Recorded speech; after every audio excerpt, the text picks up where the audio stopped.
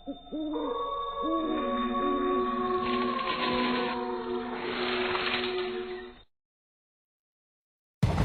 का वक्त था।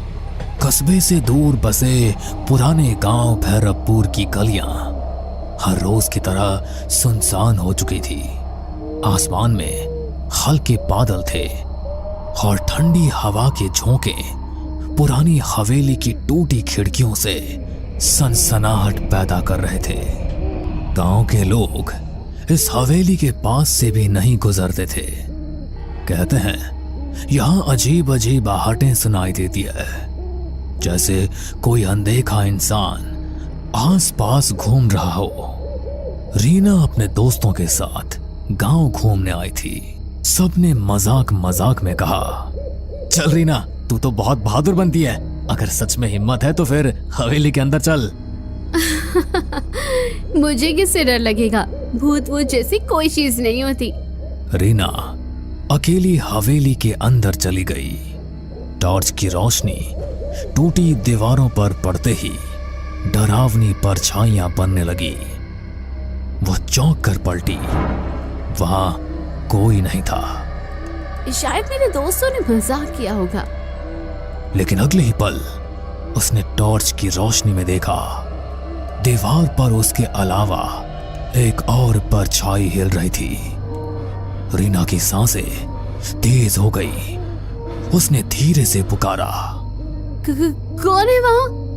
पर कोई जवाब नहीं मिला। बस धीरे धीरे कदमों की आहट पास आने लगी। वो भागकर बाहर निकली। दोस्त हंस पड़े। क्या हुआ? रंग उड़ गया चेहरे से? रीना कांपती आवाज में बोली, नहीं, अंदर कोई था। दोस्तों ने मजाक उड़ा दिया। लेकिन उस दिन के बाद से रीना के साथ अजीब घटनाएं होने लगी। कभी रात में उसके कमरे में किसी के चलने की आवाज आती, कभी शीशे में उसके पीछे कोई धुंधली परछाई दिखाई देती। गांव का नाई रघु रोज रात को देर तक दुकान बंद करता। एक दिन जब वह तालाब के किनारे से घर जा रहा था तो उसे लगा कोई उसके पीछे पीछे चल रहा है। कौन है बे? सामने आ! पर कोई जवाब नहीं। वो तेज कदमों से चलने लगा, लेकिन नाहट भी उतनी ही तेज हो गई। अचानक उसके सामने एक सफेद साया खड़ा हो गया। आंखें गहरी हरी चमक रही थी। रघु, तेरा समय आ गया है, तू बच नहीं पाएगा। रघु जोर से चिल्लाया और भाग खड़ा हुआ। अगले दिन गांव वालों ने देखा रघु पागल सा हो गया था। वो बार बार कहता, आहट मुझे ले जाएगी, आहट मुझे ले जाएगी। अनिरुद्ध गांव के स्कूल में मास्टर था। वो भूत प्रेत में विश्वास नहीं करता था। लेकिन एक रात जब वो हवेली के पास से लौट रहा था तो उसने साफ साफ सुना जैसे भारी जूतों की आवाज उसके पीछे से आ रही हो। अरे ये कैसी आवाज है? यहां तो कोई और नहीं है। वो मुड़ा, लेकिन पीछे सिर्फ खाली सड़क थी। फिर अचानक उसके कान में किसी ने फुसफुसाया, तू बच नहीं पाएगा। रीना, रघु और अनिरुद्ध तीनों अलग अलग लोग थे, लेकिन सबने एक ही चीज महसूस की और वो थी आहट। गांव में धीरे धीरे डर फैलने लगा। लोग कहने लगे कि हवेली में दबे किसी रहस्य की वजह से ये सब कुछ हो रहा है। गांव भैरवपुर में अब हर कोई हवेली का नाम लेते ही सिहर उठता। रीना का चेहरा अब पीला पड़ चुका था। रघु पागलपन की हद तक डर चुका था और अनिरुद्ध मास्टर भी अब रात को अकेले निकलने से कतराने लगा था। लेकिन ये डर यहीं नहीं रुका। सविता रोज रात को अपने आंगन में तुलसी को दिया जलाती थी। उस रात भी उसने वैसा ही किया, लेकिन जैसे ही दिया जलाया उसे लगा मानो आंगन में कोई खड़ा है। कौन है वहां? अंधेरे में कुछ भी नहीं दिखा, लेकिन हवा का एक तेज झोंका आया और दिया बुझ गया। सविता ने माचिस जलाई, तभी देखा आंगन के कोने में एक औरत खड़ी थी, काली साड़ी में, बाल बिखरे हुए। हे भगवान! वो औरत धीरे धीरे आगे बढ़ी और उसके कान में फुसफुसाई, आहट सुनो, आहट सुनो, तुम्हें कोई लेने आ रहा है। सविता चीख पड़ी। घर वाले दौड़े, लेकिन वहां कोई नहीं था। अगर यहां कोई आत्मा है तो आज मैं उसे शांति दूंगा, वो मंत्र पढ़ने लगा। तभी हवेली की सीढ़ियों पर धीमे धीमे कदमों की आवाज आई। कौन है वहां? कोई जवाब नहीं, लेकिन अचानक उसके सामने लोहे की जंजीर अपने आप हिलने लगी। मोहन घबरा गया, लेकिन हिम्मत करके मंत्र पढ़ता रहा। तभी दीवार पर खून से लिखा उभर आया, आहट से बचना नामुमकिन है। मोहन के हाथ से माला गिर गई। वो भागते भागते गांव लौटा। ये जगह अशुभ है, वहां कोई अनदेखी शक्ति है। अमर गांव और कस्बे के बीच बस चलाता था। एक रात उसकी बस में कोई भी यात्री नहीं था। बस सुनसान सड़क से गुजर रही थी। अचानक उसने देखा बस की पिछली सीट पर कोई बैठा है। उसने शीशे में देखा सफेद कपड़े पहने एक आदमी, जिसका चेहरा धुंधला था। अरे कौन है? टिकट तो लो। कोई जवाब नहीं। अमर बस रोककर पीछे गया। सीट खाली थी। वो लौटकर ड्राइवर सीट पर बैठा। तभी उसके कान में आवाज आई, बस चलते रहो, आखिरी मंजिल तो मेरे पास है। अमर की हालत खराब हो गई। उस दिन के बाद उसने रात में बस चलाना ही छोड़ दिया। गांव वालों की दहशत सुनकर पुलिस ने जांच के लिए डीसीपी अरविंद को भेजा। अरविंद बहुत तर्कसंगत इंसान था। भूत प्रेत की बातों पर हंसता रहता था। अरे ये सब अंधविश्वास है, मैं खुद हवेली जाऊंगा और देखूंगा। रात को वो टॉर्च लेकर हवेली पहुंचा। दीवारें खंडहर हो चुकी थी, लेकिन अचानक सीढ़ियों पर भारी कदमों की आहट गूंजी। रुको, कौन है वहां? उसने टॉर्च जलाई। सामने कोई भी नहीं था, लेकिन अगले ही पल उसे लगा जैसे किसी ने उसके कंधे पर हाथ रखा हो। वो पलटा, वहां सिर्फ हवा थी। फिर उसने कानों में साफ सुना, तू सच जानना चाहता है तो तहखाने में उतर। अब तक अलग अलग लोगों ने अलग अलग तरीके से आहट सुनी थी।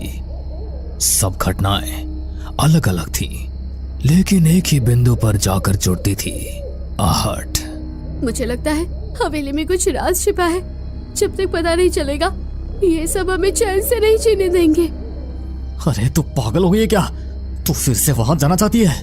हाँ, अगर सच्चाई सामने नहीं आई तो यह आहटें हमें ऐसे ही डराती रहेगी। गांव भैरवपुर अब दहशत का पर्याय बन चुका था। लोग रात को घर से बाहर निकलना बंद कर चुके थे। हर कोई वही सुनता, धीमे कदमों की आहट। रीना का डर अब जिज्ञासा में बदल चुका था। उसने तय किया कि वो हवेली के तहखाने तक जाएगी, लेकिन अकेले जाना मुमकिन नहीं था। उसने अंकित, मास्टर अनिरुद्ध और पुलिस अधिकारी अरविंद से मदद मांगी। हमें सच का पता लगाना होगा, वरना ये आहटें हमें जिंदा खा जाएंगी। ठीक है, मैं पुलिस वाला हूँ, पीछे हटना मेरे बस का नहीं। चलो आज रात तहखाने में उतरते हैं। रात के 12 बजे चारों लोग हवेली पहुंचे। अंदर सन्नाटा ऐसा था कि अपने दिल की धड़कन तक सुनाई दे रही थी। अचानक सीढ़ियों पर वही आवाज गूंजी। रीना का हाथ कांपने लगा। अरे डर मत, हम सब साथ हैं ना, सब लोग तहखाने की तरफ चलो। हवेली के पीछे एक पुराना लोहे का दरवाजा था जिस पर जंग लगी थी। अरविंद ने जोर से धक्का दिया। दरवाजा चरमराते हुए खुला और बदबू का एक तेज झोंका आया। सीढ़ियां नीचे अंधेरे में उतर रही थी। चारों लोग नीचे उतरे। तहखाना ठंडा और सीलन भरा था। दीवारों पर काई जमी थी और बीचों बीच एक टूटी चौकी रखी थी। देखो वहाँ। दीवार पर खून से लिखा था, आहट मेरा श्राप है, जो सुनेगा उसका अंत होगा। ये सब किसने लिखा होगा? तभी तहखाने के कोने से एक सफेद धुंधला साया उभरा। सबके कानों में वही आहट गूंजी। मैं इस हवेली की मालकिन ललिता हूँ। 100 साल पहले मेरे पति ने लालच में मुझे यहीं जिंदा दफना दिया था। मेरी चीखें, मेरे कदमों की आहट सब यही गूंजती रही। रीना की आंखें फटी की फटी रह गई। तो ये सारी घटनाएं वही आहट? हाँ। अचानक तहखाने की दीवारें हिलने लगी। छत से मिट्टी गिरने लगी। ये क्या हो रहा है? मेरा श्राप अनंत है। जो सच जानता है वो भी आहट से बच नहीं सकता। रीना, अंकित, अनिरुद्ध और अरविंद चारों बाहर भागने लगे, लेकिन हर तरफ से आहट की आवाज आने लगी। कभी पास, कभी दूर, कभी ऊपर, कभी नीचे। सभी हवेली से बाहर आने लगे। तभी अरविंद ने सबसे कहा, अगर हम इस हवेली को ही जला दें तो शायद ललिता का दफन शरीर भी जलकर मुक्ति पा लेगा और आहट का ये पूरा किस्सा ही खत्म हो जाएगा। उसके बाद सबने मिलकर पूरी हवेली में आग लगा दी और सभी हवेली से बाहर निकल आए। हमने सुना भी था कि हवेली की मालकिन अचानक गायब हो गई थी। असल में उसे मार दिया गया था। फिर अगले दिन लोगों ने हवेली में सामूहिक पूजा करवाई। उस दिन पहली बार कई सालों बाद गांव में रात शांति से बीती। लेकिन कुछ दिनों बाद रीना अपने कमरे में पढ़ाई कर रही थी। खिड़की से ठंडी हवा आई। अचानक उसे लगा जैसे कमरे के कोने से धीरे धीरे कदमों की आहट आ रही है। उसने कांपते हुए कहा, कौन है? कोई जवाब नहीं मिला, बस वही आवाज। रीना की आंखों में डर फिर से उतर आया। भैरवपुर गांव में हवेली का रहस्य तो खुल गया, लेकिन आहट अब भी जिंदा है। कहते हैं जो एक बार ये आवाज सुन लेता है उसकी जिंदगी कभी पहले जैसी नहीं रहती। आहट सिर्फ एक आवाज नहीं बल्कि एक अंधे का साया है जो हर जगह आपके पीछे पीछे चलता है। बस कभी वो आहट सुनाई देती है और कभी नहीं सुनाई देती, पर डर की दस्तक लेकर आहट सभी के आसपास चलती रहती है। हमें पूरा यकीन है दोस्तों कि आप लोगों को ये कहानी जरूर पसंद आई होगी। अगर आपके साथ भी कुछ ऐसे अनकहे किस्से हो चुके हैं तो प्लीज हमारे साथ शेयर करें। हम जरूर अपने चैनल पर उनको दिखाएंगे। हमारी ईमेल आईडी नीचे डिस्क्रिप्शन बॉक्स में दी गई है, तो प्लीज हमारे वीडियो और चैनल को शेयर एंड सब्सक्राइब करें और बने रहे हमारे साथ ऐसे ही अनकहे किस्से और कहानियां सुनने के लिए।